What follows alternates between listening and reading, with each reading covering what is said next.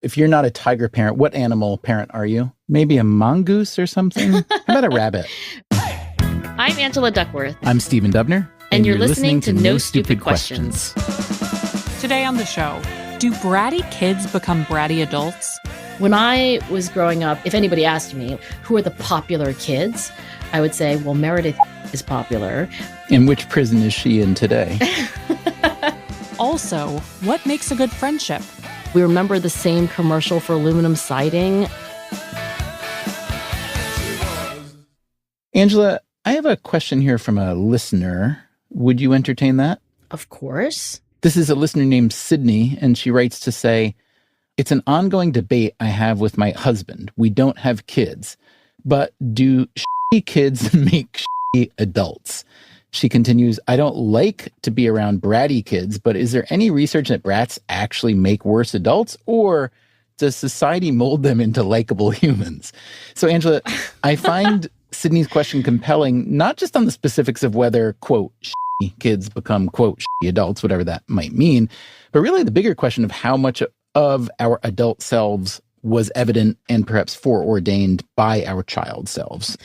I think it's a great question, and it is one of the big questions in all of social science. How much is our future life either predicted by or determined by who we are earlier? And if you go back to quotes by philosophers and theologians, there are sometimes these like, show me the child, I'll show you the man. Your character is set like plaster at a very young age. And I think the answer to this question with what we know now about genes, about environment, about life course history is that there is some, but not complete, stability over our life course of who we are. I mean, your genes are the same for your whole life, just to point out the obvious, and genes do have an influence on everything about you. But one thing that's not the same at every moment in your life is your experiences. So if you have a really, really shy kid and you say, hey, what do you think this person's going to be like when they're 35 years old? You can guess better than chance that they're going to be shyer than average, but you're also going to be wrong in a lot of cases. But I think the big question is, let's say that there's a huge childhood deficit on any dimension, social, emotional, intellectual, et cetera, et cetera, et cetera. What do we know on any of those dimensions about the best ways to, quote, catch up? Yeah. So one thing to recognize about development is it's not steady and at the same pace all throughout. You can have spurts, like you just grew 4 inches over the summer and then a plateau and then another spurt. So psychological development is similarly not always as steady and gradual as you might think. And that's relevant to this brattiness question because you could have a sudden leap forward in maturation where this kid suddenly is a lot more considerate, letting other people actually talk uninterrupted, et cetera, et cetera. And if you allow for that kind of spurty development, it also gives you a little bit of sanity, maybe, right? Like while they're driving you crazy, you're not thinking, well, this pace, we're never going to get to maturity.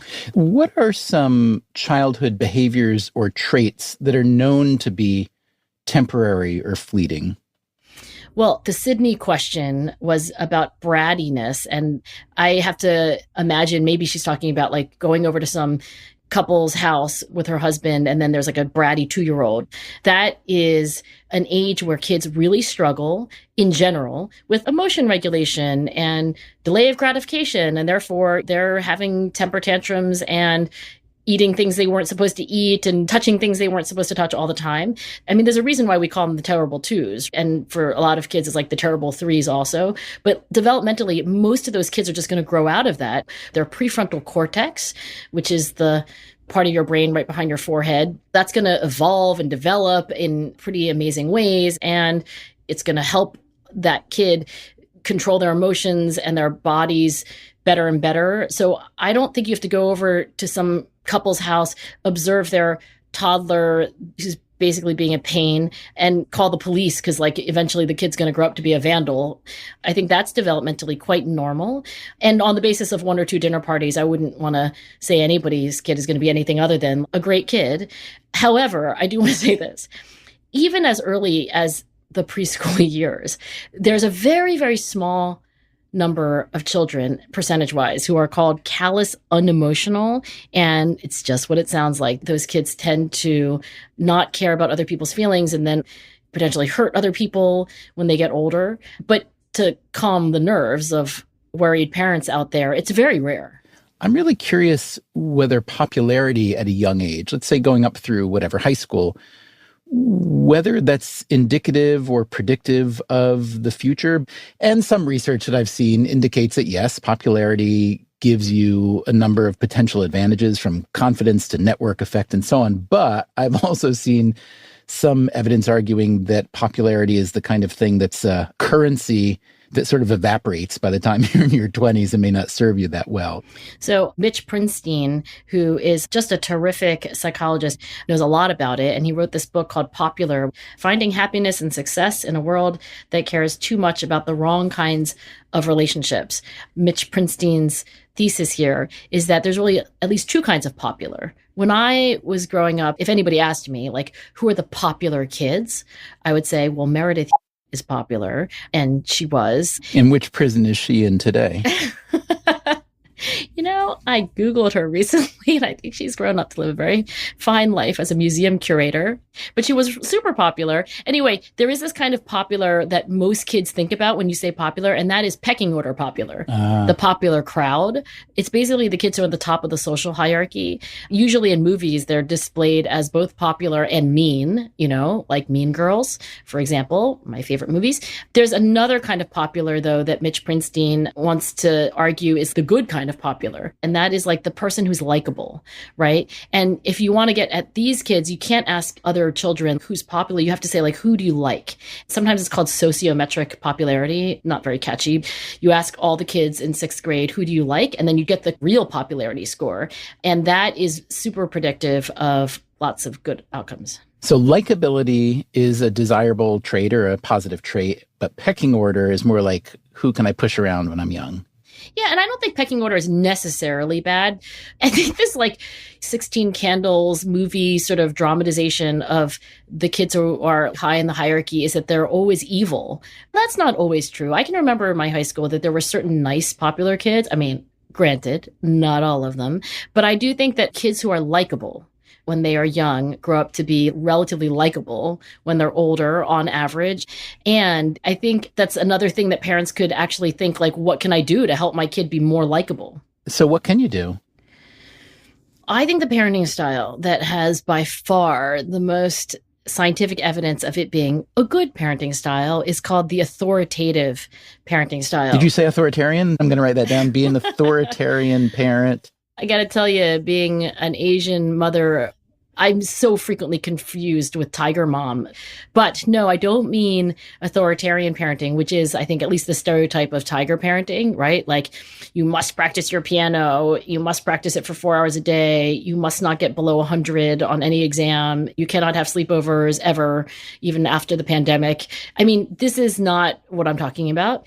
And there is a term in parenting research called authoritarian, and that is very demanding and very low on warmth and low on respect for autonomy is the term, but basically allowing your kids to have their own opinions and their own perspective on life. Let me just clarify. If you're not a tiger parent, what animal parent are you?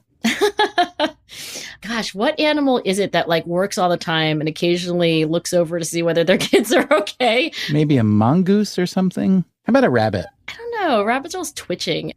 So anyway, authoritative parents, which I will continue to think what animal it is that is represented by this, but it's this combination of being demanding, just like tiger parents are, just like authoritarian parents are. But the trick is it's also very warm and it's very respectful of the kid's autonomy. So I think that if you ask the question, like, what can parents do to help their kids not be bratty, and what can parents do to help their kids be successful and contributors to society, it's always, in the research that I've read, the same answer, which is authoritative parenting. You smack them with one hand and hug them with the other.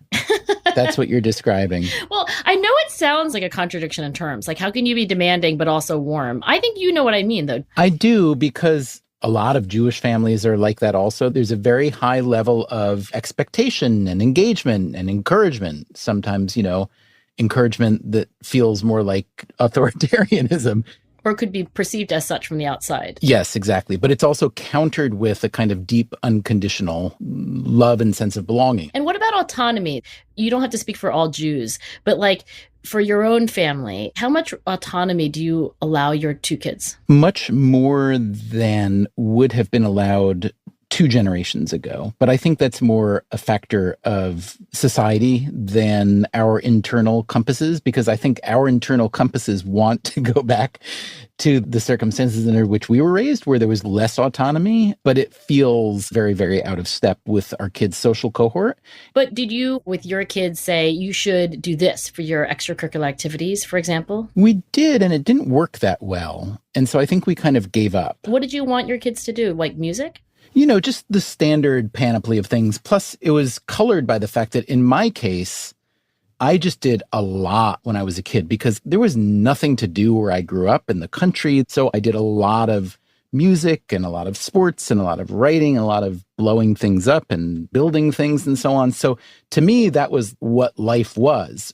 My kids grew up in a totally different environment in New York City, where there's a social environment that is incredibly variegated and rich. And so a lot of their involvements were more kind of interpersonal involvements, whereas I spent the better part of my first 16 years pretty much alone with either a guitar or a hammer or a typewriter. And did you try to get them to have more of your sort of interests? I did, and they mostly didn't stick. And that was kind of hard for a while. Like, what do you mean my kid doesn't want to have a punk band when they're 13 and so on? That's respect for autonomy, right? Like if your kid says, you know, I want to major in English and you think that's a terrible idea and you let them do it anyway. You know, I think for many parents, being warm, like unconditional love, that's intuitive. I think for some parents, being demanding also is relatively intuitive. But I think this idea of autonomy and autonomy support it's hard. And I've struggled with it because it's really, really hard not to feel like you know best. And I think that's the part of authoritative parenting that is just easy to get wrong. But in terms of being likable, I would give a second recommendation, which is to model what you're asking your kids to be. So for example, a part of likability is to be very empathic, right? Like to watch for other people's emotions and to be interested in how other people are feeling. I mean, here's another perspective on this, which I was just reading the other day. I got so excited. I literally sent the author of this article an email that was just like nothing more or less than like, I loved your article. Thank you. Her name is Shelley Gable. We don't have to bleep her name like Meredith. No, you don't. So Shelley Gable is a professor of psychology at University of California, Santa Barbara. And this article, it was about responsiveness in parenting, but also any one-on-one relationship.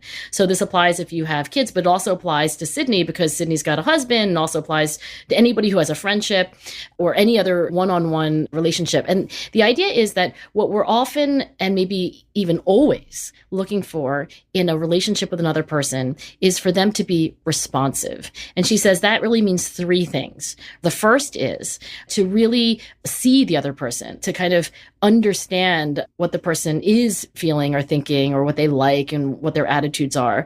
The second one is to respect them. And that's kind of respect for autonomy. So as a parent, can I respect what my kids actually think about the world, even if it's different from myself? And the third dimension is really like this warm and caring thing. Like I care about you in this very elemental, profound way. So when I think about parents who want to raise kids who are likable, like popular in the best sense of the word, I think if you do that, honestly, that's most of parenting, right? Be a good role model and try to do these responsive and yet appropriately demanding things. So I kind of glean that Sydney's asking this question, having already made the decision to not have kids. But maybe I'm wrong. Maybe they're thinking about it. And maybe they're thinking, well, what if our kids are nasty kids? I'm not going to recommend to Sydney whether she should have kids or not.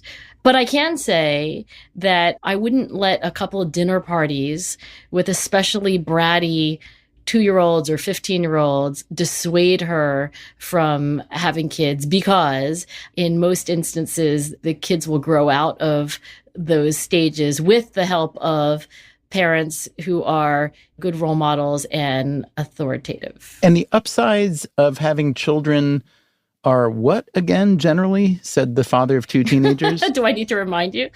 Well, it's interesting. It's so much work, but when I think about my lowest lows and my sleepless nights, it is because of parenting, not because of work. The things that make me just, grind my teeth into dust, et cetera. So why do we do it? There's the obvious, which is there's a biological desire for many of us. It's so primitive that we can't even put words on it. But the other thing is this, I have seen you parent and I know how much you love your kids. So you tell me if I'm wrong, but the greatest joys are also your kids, just the relief that they came home safe that day and just funny things they say. And you're like, oh my gosh, I like you so much. I love you so much. So what do you think? I agree entirely. The biological imperative is so strong that we often don't even recognize it. I think we do it for a million different reasons. There's tradition, there's love, there's seeing everybody else do it and think that it must make sense. But to me, once you've made the decision, once you have the kids, it really is the world's greatest science experiment. But it's done in a way that most science experiments are not. There is data all over. There are literally 7.3 billion people on Earth. So theoretically, we should know every answer. And yet, instead, we all like to tinker in our workshops. And some people subscribe to best practices. Literally, your profession is to come up with essentially best practices for a certain kind of child rearing and so on. But I think most of us are fumbling in the dark and having a fantastic time while we do it, except for the times when we're having a miserable time. There are 7.3 billion people. You could say, oh, there's so much data. But you know what we don't have? We don't have a control group. And I think that is why it feels to many parents more like an art than a science, because you've got one kid, maybe two at most, I don't know, 10 or something but you don't really have the opportunity to try it this way. And then let me try the toddler years this other way and see what happens. I think that's why when we were parents of young kids, one thing that I recognized for me was really useful was listening to what teachers and doctors had to say, because they'd seen it 1,000 times before. And I'd only seen it once, and I'm very biased.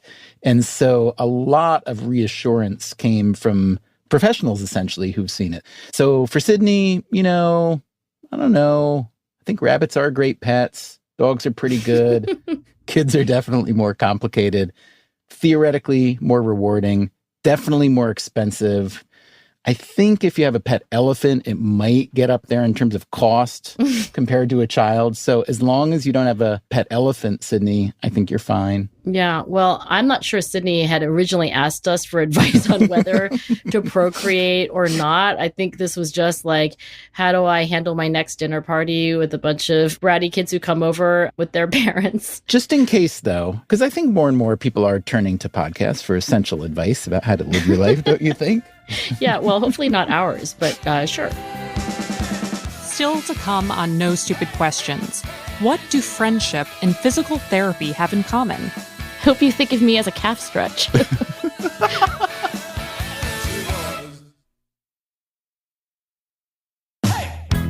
So I know that you are doing some research on friendship, yes? That is correct. So here's my question for you. What's so good about friendship? Well, for starters, having friends is probably the number one predictor of being a happy person. No. It is true. Not having friends being the number one predictor of being unhappy. Wow. Okay, so that immediately makes me want to know if it's really causal. In other words, am I happy because I'm the kind of person who attracts friends? And am I unhappy because I'm the kind of person who doesn't attract friends? Or does having friends feed happiness? So I think most things in life are actually reciprocally causal. In this case, how do you know that there's any causal direction from having friends towards happiness? Right. I know how you could know. You could take 1,000 really happy people and divide them into two groups of two. Or take away their friends. Exactly. Okay. Yes, that's true. I think you've obviously shown how hard it is. I will say this. The striking correlation is at least suggestive that it's not a bad thing to have friends. And when I say it's the best predictor, for example, it's a better predictor than having money or having a really prestigious job. And you know this how? How good is the research on this? So there's one study, for example, it's called the Very Happy People Study. And they just surveyed a bunch of people on their happiness on a variety of scales to get like a really precise measure of how happy they felt they were. It's subjective, obviously, because happiness is subjective. And then they just asked them about lots of other things that plausibly could produce happiness. For instance, do you like your work and family and things? Exactly. Things like that. Achievement.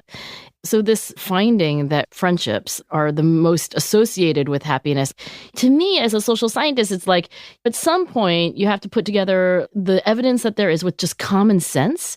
Okay, so let's say that we accept this finding, right? Or maybe we put finding in quotes. You can put in air quotes. But you're right. It does have common sense. So let's say that I decide that having friends is important and valuable. What about symmetry or asymmetry in friendships? In other words, how asymmetrical can a good friendship be? Because I think we've all had experiences where you're the friend who's always the one that's maintaining or reaching out, and then sometimes it's the other way.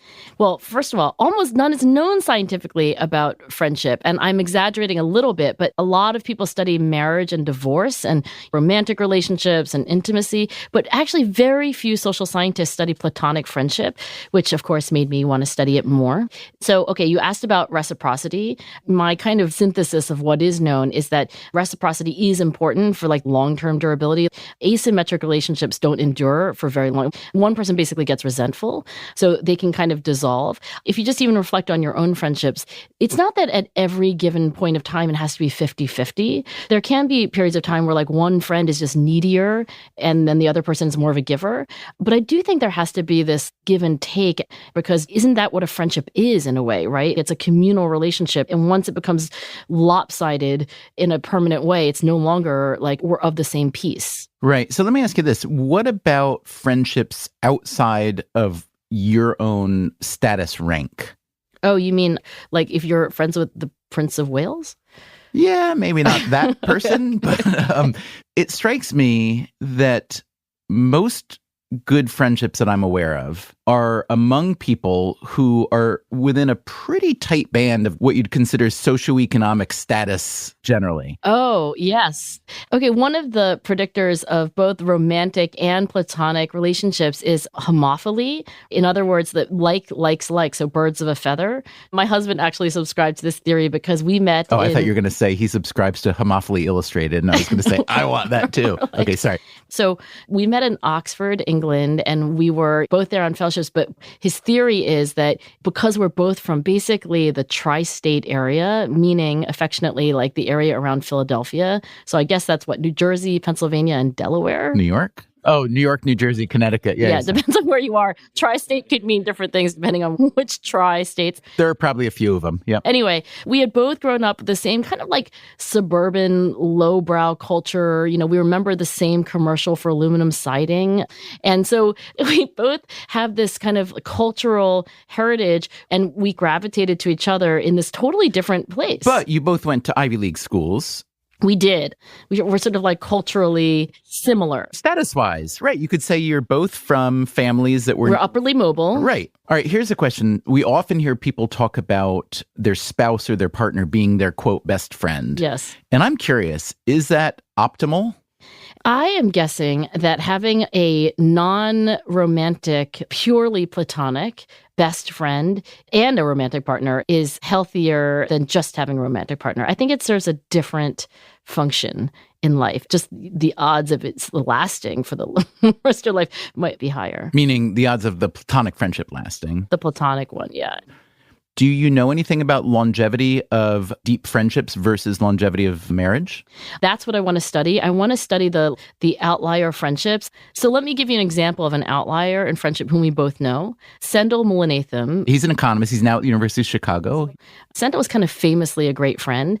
And I was thinking about Sendhil in particular because he had canceled on an engagement that he was supposed to do for me. So he was supposed to come to Philadelphia and give a talk. And his excuse was a very good friend of his was having a baby. Oh, so he played the friend card. Well, who goes to see their friend a month before they have a baby? He had to fly to California from Chicago to see them for a week because he knew that they'd be busy afterwards. But he used his friend credential on another friend to decrease your friendship bond. He knew that I was not that kind of friend. I actually don't think it would be appropriate or understandable if Sendel flew to see me if I were having a baby. But you want to be friends with him. I'd love to be friends with him. How's the friendship going? Well, I realized that, I don't think I can pay the cost of admission. So essentially, Sendel said, look, my friends are so important to me. When it was his 40th birthday, for the month preceding this birthday, they had arranged different surprises for him wherever he was. So say he was in Denver giving a talk, in his hotel room, there would be this first edition book of something that they had discussed at a dinner party 12 years before. And these series of surprises culminated in a surprise birthday party. He says to this day, it may have been the best night of his life. That's what I want to study. I want to study people like Sendel who have had the same friends. I don't always think it's from childhood. I think oftentimes it just dates back to some other early chapter in your life. But I want to study them. And here's my hypothesis, which is that I think friendship is a lot more like physical therapy than you would think. In other words, there is this kind of time on task, and you have to call the person, you have to make the plans to see each other, and it's not quite convenient. You don't really feel like it. It's raining out. Got a lot of work to do. And all the things that would prevent you from doing your physical therapy are the same things that would prevent you from investing in friendship. And when I think about my longest lived and deepest friendships, I can't say that there was immediate chemistry with these people. It's not it was falling in love and I guess I just found the right one. It was more these are the friendships where through habit, through circumstance, and through diligence, we mutually invested a lot and called each other, once every week for now over 2 decades. And those are my closest friends. So perhaps not surprisingly, coming from you, you're telling us that grit is useful in friendship formation. It does sound like that. Well, yes, I am. I'm telling you that. Well, I like this topic, and it sounds like you have a lot of work to do on it, so I'm going to let you go. But can I say one thing? I'm glad that we're friends. Thank you, Stephen. I hope you invest in me like you would in physical therapy. Hope you think of me as a calf stretch. No Stupid Questions is part of the Freakonomics Radio Network, which also includes Freakonomics Radio and People I Mostly Admire. This episode was produced by me, Rebecca Lee Douglas, and now here's a fact check of today's conversations. During the conversation about parenthood, Stephen says that there are 7.3 billion people on Earth. But, according to the Census Bureau's World Population Clock, he was off by about 400 million. The Census Bureau estimates that there are nearly 7.7 billion people on the planet, so plenty of data to guide potential parents, but sadly, many children will still pursue a career in podcasting. Sorry, Mom. Later on, Angela says that parents don't really have the opportunity to fully experiment with different child-rearing methods because you have, quote, 1 kid, maybe 2, at most 10 or something. I'm sure that the reigning Guinness Book of World Records holder would beg to differ. According to the public records from 18th century Russia, a woman outside of Moscow gave birth to a total of 69 children, 16 pairs of twins, 7 sets of triplets, and 4 sets of quadruplets, a total of 27 births between the years 1725 and 1765. Her husband reportedly had an additional 18 children with his second wife, for a total of 87 kids, 84 of which survived past infancy. That's it for the fact check. No Stupid Questions is produced by Freakonomics Radio and Stitcher. Our staff includes Allison Craiglow, Greg Rippin, James Foster, and Corinne Wallace. Thanks also to our intern Emma Terrell for her help with this episode. Our theme song is And She Was by Talking Heads. Special thanks to David Byrne and Warner Chappell Music. If you'd like to listen to the show ad-free, subscribe to Stitcher Premium. You can also follow us on Twitter at NSQ_show and on Facebook at NSQ Show. If you have a question for us, please share it with nsq@freakonomics.com. Also, if you heard Stephen or Angela refer to something that you'd like to learn more about, you can check out freakonomics.com/NSQ, where we link to all of the books, studies, and experts that you heard about here today. Thanks for listening. You see how it's all part of the whole, Stephen? Little grasshopper. Your brainwashing is working so beautifully on me, I have to say. Yes. Stitcher.